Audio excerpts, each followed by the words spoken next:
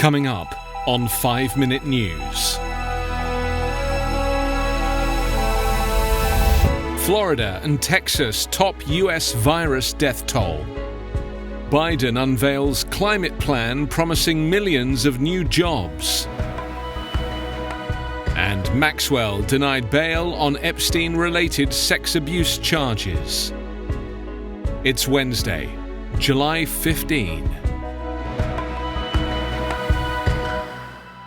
I'm Anthony Davis. Florida has reported 132 additional coronavirus deaths, topping the previous record for the state set just last week.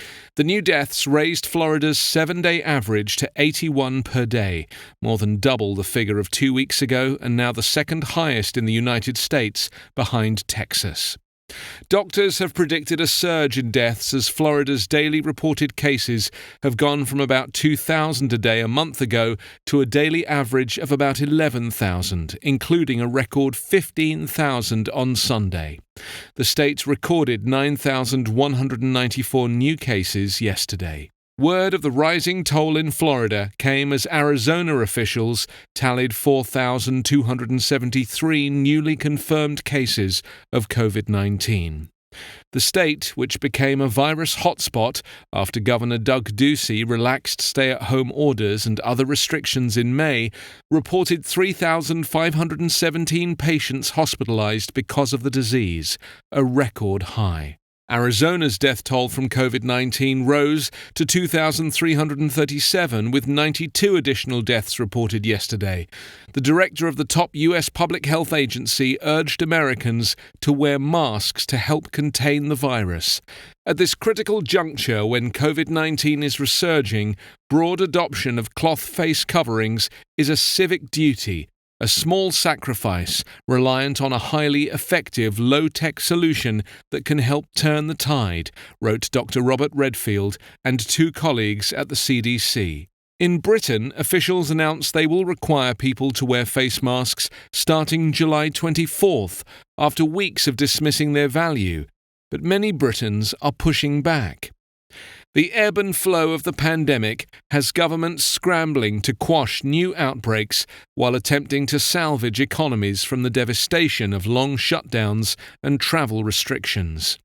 In the US, flaring outbreaks have led officials in some areas, such as California, to mandate mask wearing and close down bars and some other businesses to once again try to bring the pandemic under control. Joe Biden unveiled another key pillar of his $700 billion Build Back Better economic revival blueprint yesterday, promising to boost growth and create millions of jobs by fast-tracking trillions in clean energy infrastructure spending should he win the White House in November. Speaking near his home in Wilmington, Delaware, the presumptive Democratic presidential nominee pledged to invest $2 trillion over his first 4-year term in office to promote a clean energy economy, advance environmental justice, and turbocharge the nation's pandemic-ravaged labor market.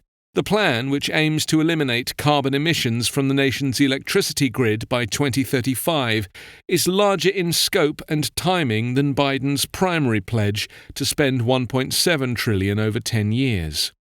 The accelerated timetable is designed to lock in progress to prevent future administrations from unwinding action on climate change.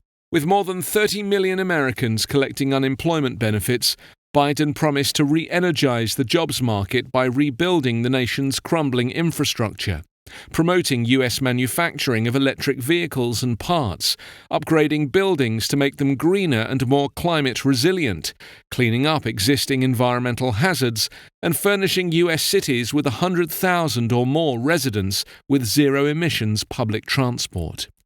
Another bedrock of the plan is the advancement of environmental justice. Noting cancer clusters in Louisiana and Delaware and the high rates of childhood asthma in black and brown communities, as well as findings that black Americans are more than 3 times as likely as whites to die of asthma-related causes, Biden promised to redress the fallout of industrial pollutants on low-income, historically disadvantaged communities. Though he did not offer specifics on how he would fund the $2 trillion initiative, Biden pledged to hold past polluters to account by going after CEOs and corporations that benefited from decades of subsidies, then just walked away from their responsibilities to these communities. Last year, the Trump administration began the formal process of withdrawing the U.S. from the Paris Climate Agreement. Biden promised to return the U.S. to the accord. Jeffrey Epstein's former girlfriend will remain behind bars until trial after she was denied bail on Tuesday.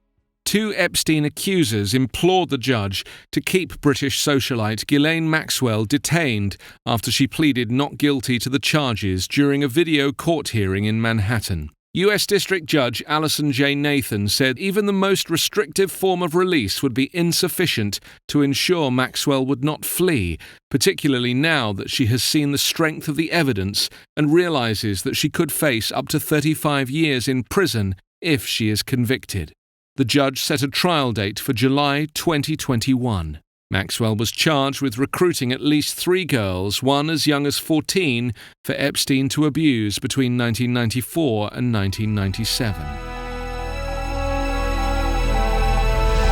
You can subscribe to 5 Minute News on YouTube with your preferred podcast app. Ask your smart speaker or enable 5 Minute News as your Amazon Alexa flash briefing skill. Visit us online at 5minute.news. 5 Minute News is an independent production covering politics, inequality, health, and climate, delivering unbiased, verified, and truthful world news daily.